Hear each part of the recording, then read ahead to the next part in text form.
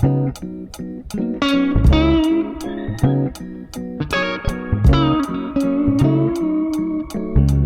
Cancer, and welcome to your May 2024 horoscope.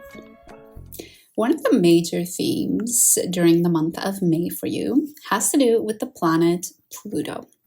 In January of this year, Pluto entered your 8th house. I cannot get into a lot of details here in this horoscope about Pluto in your 8th house. For that, I do suggest watching the live that I did a while back, where I go through Pluto through all of the houses. But sort of for a quick summary of Pluto in the 8th house, you are learning about the meaning of change and how change can help make life meaningful and important. Since January, you might have been fearful of change. You might have been faced with certain things that you couldn't control that required for you to make some drastic changes. And now that on May 2nd, Pluto will go retrograde, you might be reflecting back on those actions that you've taken. And specifically, you might be considering if there was anything that you could have done differently. If you could do it again, what would you do differently? On May 3rd, this might be a day where more sort of things keep coming up around this theme and it gets highlighted again. This is because Mars sextiles Pluto. Later in the month, on the 20th of May, Mars will conjunct the North Node, and it will highlight this theme again for you. And even though on the 20th there is no conversation with Pluto itself, Pluto and the North Node are connected in evolutionary astrology. In evolutionary astrology, when we do the hard work that Pluto asks of us, we step more in the direction of our North Node, in the direction of our soul's purpose. So that's why on the 20th, when Mars conjuncts the North Node, you might see some of these themes come up again. And what's interesting for you, Cancer, is that Virgo is conjunct with the North Node in your 10th house. So there might be some things in your career that highlight again this fear of change and fear of the unknown. May 22nd and May 25th may also be dates where you're really thinking about this theme or facing challenges around it. On May 22nd, the Sun will trine Pluto, and on May 25th, Venus will trine Pluto. Since Venus and the Sun are trining Pluto from your 12th house, I do see these 2 days as more of an internal work, sort of an internal event around this topic, whereas the first 2 dates that I shared with you with Mars and the North Node are more about external events or actual actions that you take. So on the 22nd and 25th, it's a good idea to turn to the activities that help you take care of your mind, take care of your inner world, to be compassionate with yourself, to take time to contemplate things, just to get more in touch with yourself. The second theme for you in the month of May, Cancer, is around where you're going. You have really been thinking about that lately.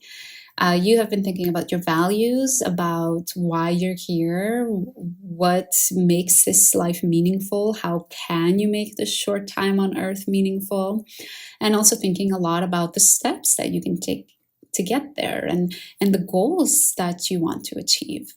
On May 8th, might especially be top of mind for you. We have a new moon in Taurus on that day, and we also have a sextile between the Sun and Saturn. So the Sun is in your 11th house of future thinking and planning, and Saturn is in your 9th house of values and beliefs. A couple of days later, on May 13th, Venus from your 11th house will also sextile Saturn in your 9th house. So during these 2 days, there might be a sort of restriction. You might be feeling like there's a roadblock in you really finding out what you believe or what is the right value or what is the right story that you can use to wrap up and give meaning of your life on this earth. And there might be something from your network, there might be something from achieving one of your goals, something from your community that helps you, that perhaps shares a piece of information that helps you think about things differently and helps you come to some realizations. Later in the month, as the Sun and Venus start to leave your 11th house, on their way out, they sextile Neptune, who is also in your 9th house. So this theme may come up yet again. And this time, because it's with Neptune and not with Saturn, I do see that there is less of a restriction. It might feel like your story, you making sense of this life, is able to come together a lot easier. And it's also colored by the sense of unconditional love and acceptance.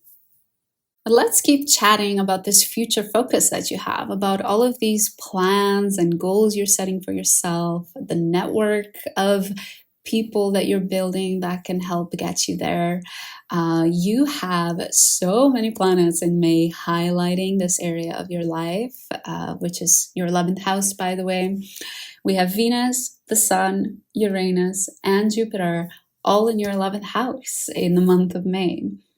And some of the important dates around this topic are May 13th, when the Sun conjuncts Uranus, May 18th, when Venus conjuncts Uranus and the Sun conjuncts Jupiter, and May 23rd, when Venus conjuncts Jupiter. So these are all fairly nice planets. I mean, we're talking about the Sun, Venus, Jupiter. So I do see these 2 weeks from the 13th to the 23rd, give or take a couple of days, I do see them as a beautiful sort of flow and abundance when it comes to this area of your life. You know, one way that this can manifest is you meet just the right person who helps you with the next goal that you have in mind. You know, whether that's a new job or to raise money or to get a pay raise or whatever it may be. Keep in mind that Uranus is also part of this conversation. Uranus is also in your 11th house. So whatever is happening in these 2 weeks might be sudden, might be unexpected. It might come out of nowhere, just like, you know, you literally turn across the corner and you bump into somebody and they end up being, I don't know, the CEO of Twitter, the CEO of X, who introduces you to the right people and sets your future trajectory in the right way. And finally, Cancer, before we close off this horoscope, we have to talk about the shift from future thinking to more inward reflection.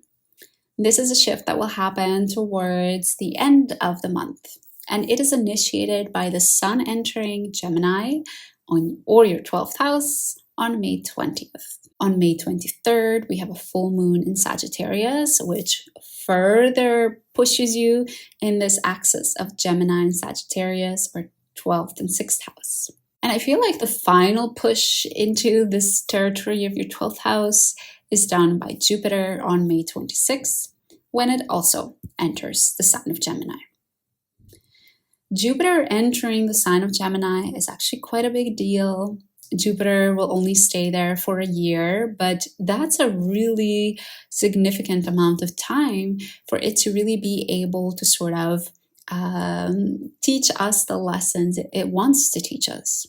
And again, we cannot get too deeply into Jupiter in your 12th house here, but I do promise I'm going to do a live later in May talking all about Jupiter in Gemini and talking about Jupiter through all of the houses. So if you want to make sure you learn more about Jupiter in Gemini, then make sure you subscribe.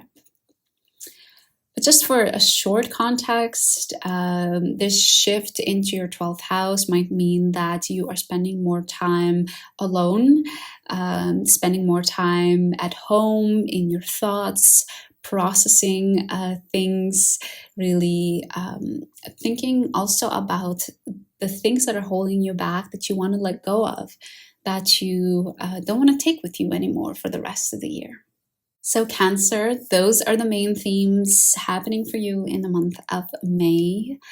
Let me know what Jupiter in Taurus has meant for you. Leave your experiences down in the comments. I would love to read them. Thank you so much for joining me for this horoscope, and I hope to see you again soon.